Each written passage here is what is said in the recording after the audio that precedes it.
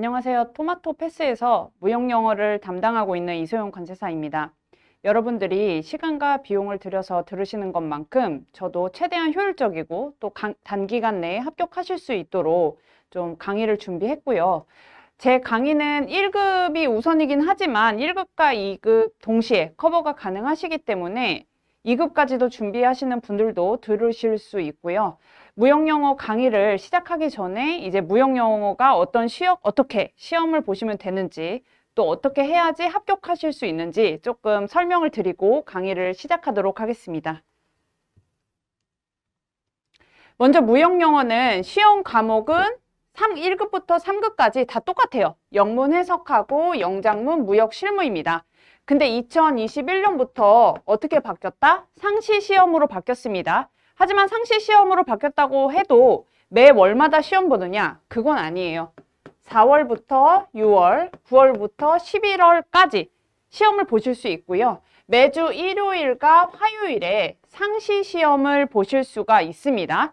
이렇게 상시 시험으로 바뀌었기 때문에 만약에 시험에 떨어지셨다고 해도 절망하실 필요가 없으시죠. 왜? 바로 시험 응시가 가능하시기 때문에 여러분들이 시험에 떨어져도 좀 아쉬워하시거나 너무 힘들어 하시지 않으셔도 되고요.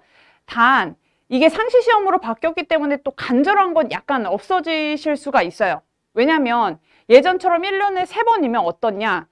한 번 떨어지면 몇 개월을 기다려야 되기 때문에 굉장히 열심히 준비하실 수가 있어요. 하지만 이렇게 상시 시험으로 바뀌시다 보니까 내가 이거 떨어지면 다시 또 응시하면 되지.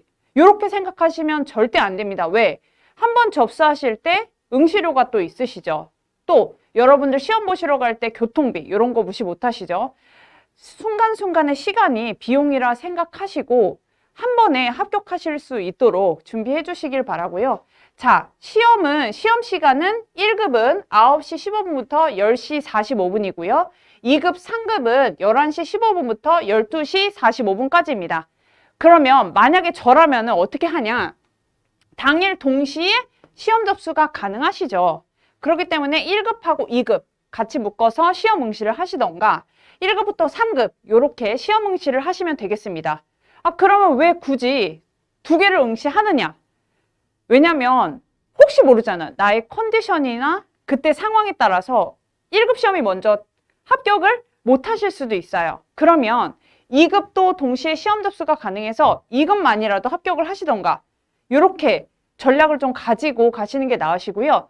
그러면은 제가 1급 무조건 떨어지나? 이건 아니에요. 1급 무조건 합격하시면 좋지만 그렇지 않을 경우를 대비해서 제가 권고 드리는 거기 때문에 이렇게 안 하셔도 됩니다. 아셨죠? 그래서 시험 시간 반드시 체크하시고요. 시험은 어떻게 됐다? CBT 방식, 컴퓨터 방식으로 변환이 됐습니다. 그러면 컴퓨터용 사인펜이나 이런 걸 다 준비해 가야 되나요? 다 필요 없죠. 건강한 몸과 정신으로만 가시면 됩니다. 하지만 컴퓨터 시험으로 바뀌었기 때문에 어때요? 가독성은 떨어집니다. 저 같을 때는 시험 볼 때 체크를 하고 애매한 부분은 뭐 별표를 하고 세모를 하든지 해서 필기를 하면서 시험을 봤었는데 이제 컴퓨터 모니터 화면으로 보고 답안을 컴퓨터에 체크를 해서 넘어가기 때문에 어때요?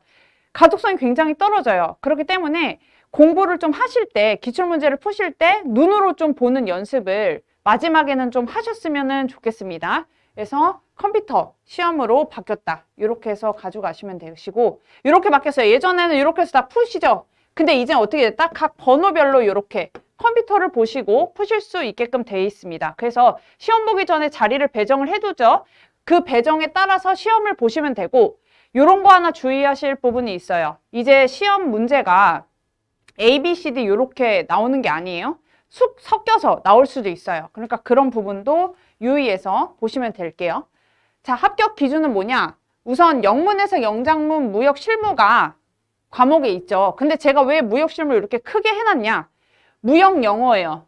그냥 영어 시험이 아니에요. 무역을 베이스로 하기 때문에 무역은 항상 실무를 해주셔야 돼요. 그래서 저희 게시판에 이런 질문이 있어요. 무역 영어 시험인데 왜 강사님은 영어로 강의를 안 하시고 다 실무 부분만 해주시냐? 왜 그러냐면 무역 영어에는 영문도 중요하지만 무역 실무로 된 협약이라든지 이런 내용이 많이 나옵니다. 그렇기 때문에 무역 실무를 항상 베이스로 두시고 공부를 하세요. 물론 영문 해석 영장문에 반드시 무역에 기반돼서만 나오는 건 아니에요.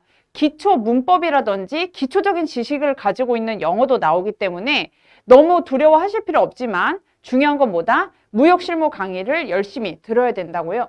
생각하시면 되고, 영문해석 영장문엔 기초 문법, 뭐 능동태나 수동태 이런 거 있죠? 이런 문제도 나오니까 영어가 기본 지식이 좀 되시는 분들은 풀기 수월하실 거예요. 아셨죠? 자, 합격 결정 기준 볼게요. 매 과목 100점 만점에 전 과목 평균 60점 이상입니다.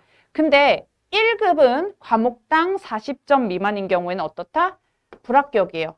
자, 한 문제당 4점이라고 생각하시면 돼요. 그죠?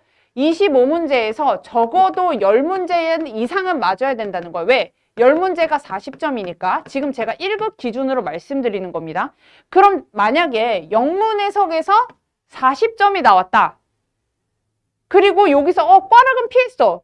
근데 여기서도 10문제, 여기서도 10문제 맞으면 평균 60이 안 되죠.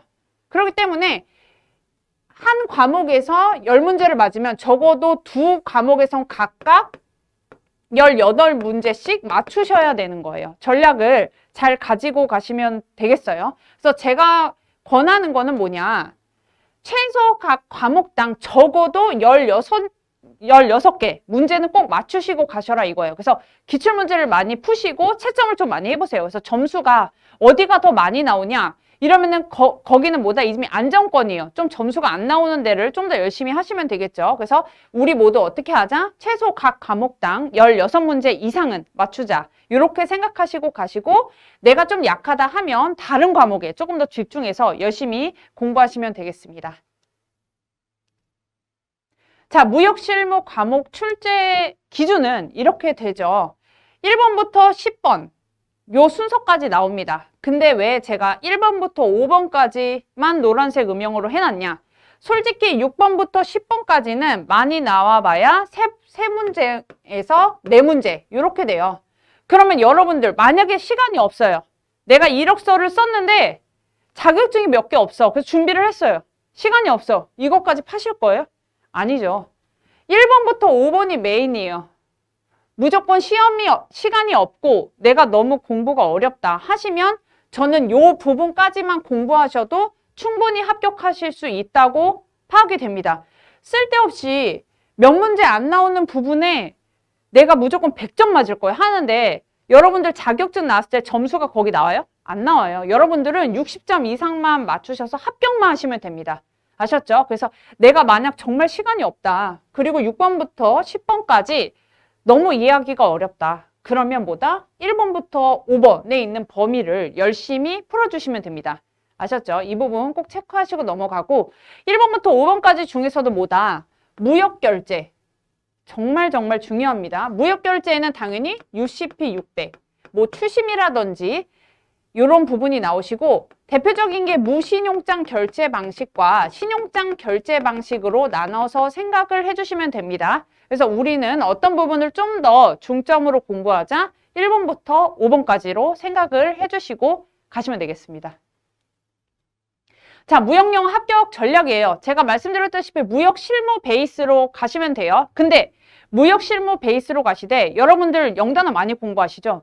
저도 토익 시험이나 이런 거 볼 때 복화 엄청 공부했거든요. 근데 무역은 무역에서 정하는 무역 용어가 따로 있습니다.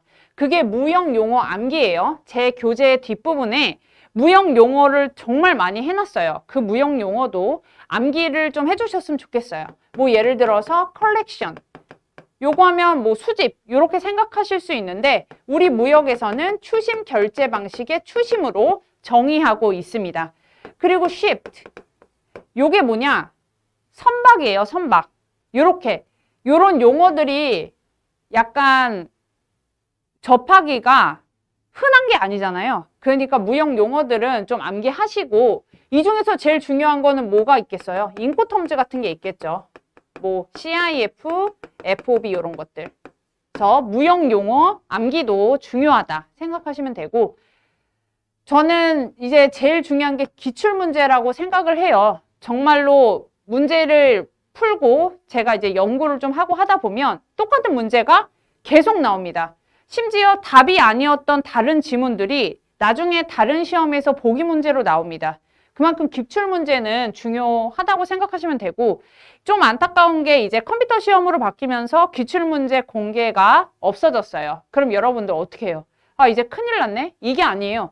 기출문제가 공개되지 않더라도 어차피 기존에 출제됐던 것과 똑같고, 또 중요한 거는 계속해서 나온다는 거예요. 그러니까 저희 뭐 2016년부터 2020년도까지 나온 기출문제 진짜 열심히 풀어보시면 돼요. 아셨죠? 그리고 오답 정리라고 해서 저는 어떻게 했냐면 교재에 정말 무역에 대한 전체를 다룰 수는 없어요. 그죠? 그러면 저희가 기출문제를 풀다 보면은 이거는 교재에서 못 본 내용인데 이거는 내가 못 들은 내용인데 하고 당황을 하기 시작합니다. 근데 그러실 필요 없어요. 왜? 평균 시험이기 때문에 당연히 출제자 입장에서는 떨어뜨리기도 해야 돼요. 그러니까 어느 논문이라든지 여러분들이 접할 수 없는 그런 내용들도 기재를 해둡니다. 그러면 또 다음번 시험에서 그 문장이 안 나오리란 보장은 없어요. 나올 수 있어요. 그래서 저는 좀 중요한 부분의 시험 문제 중에서 내가 보지 못한 문장들은 어떻게 해요? 그 교재 범위로 다시 넘어가시는 거예요. 그래서 그 교재 밑에다 플러스로 해서 메모를 해두시던가, 시간이 없다 이러면은 제가 이제 한글 파일이나 이런 걸로 정리를 해서 따로 이제 아예 뭐 한 페이지, 두 페이지 정도로 각 범위당 정리를 해두신 다음에 시험 보시기 전에 보시는 거죠. 그런 식으로 좀 시간 단축을 하시는 거를 좀 추천드릴게요. 그래서 제 강의는 PPT 베이스로 학습을 하십니다. 그죠? PPT를 보신 다음에 당연히 교재를 보셔야 되겠죠. 그리고 각 주제를 항상 말씀드릴 거고요. 중요 내용 중심으로 강의를 당연히 해드리지만 제가 빼놓던 부분이나 이런 부분도 한 번씩은 읽어보셔야 돼요. 아셨죠? 그럼 여기까지가 이제 무역 영어에 대해서 좀 설명을 드린 거고, 이제는 강의로 들어가 보겠습니다.